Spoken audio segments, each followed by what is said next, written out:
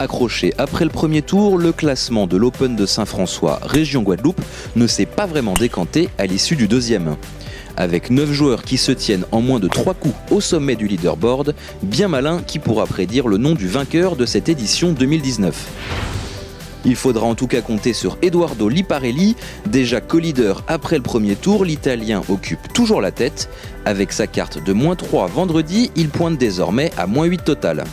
I am happy with my game. My long game has been very solid with these 2 days, and my putting today didn't help me very well. It could have been a better round, but I'm happy and I'm looking forward to play tomorrow and see what happens.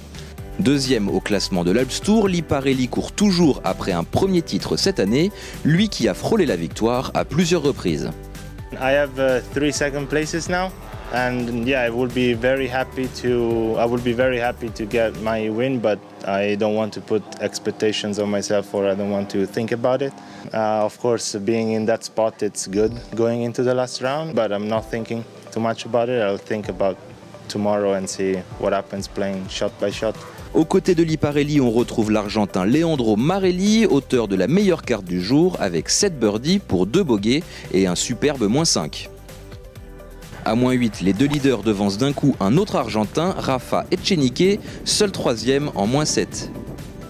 Du côté tricolore, il ne faut pas descendre bien loin pour trouver trace des premiers Français.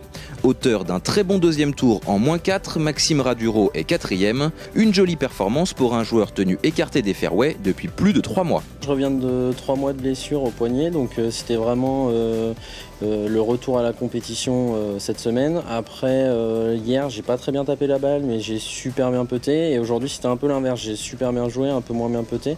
Mais les scores sont là, donc je suis vraiment content pour l'instant du début de semaine. Je suis là pour profiter, mais aussi pour essayer de retrouver des sensations et essayer de jouer pour la gagne. C'est quand même super bien. L'année dernière, j'étais pas loin.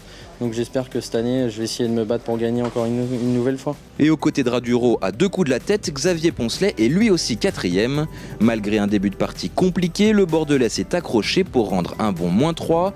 À -6 total, il aura lui aussi son mot à dire samedi dans la lutte pour la victoire. Il fallait s'adapter, les conditions étaient plus difficiles, j'ai trouvé pas mal de vent et le passage 10-11-12 c'est un passage dur à gérer et puis en fait j'ai tapé beaucoup de mauvais coups d'affilée donc c'était très compliqué et après j'ai eu des opportunités de birdie donc ça m'a bien remis dedans qui ne sont pas rentrées d'ailleurs et ensuite au retour j'ai continué à dérouler et j'ai très bien joué au retour donc positif pour la suite.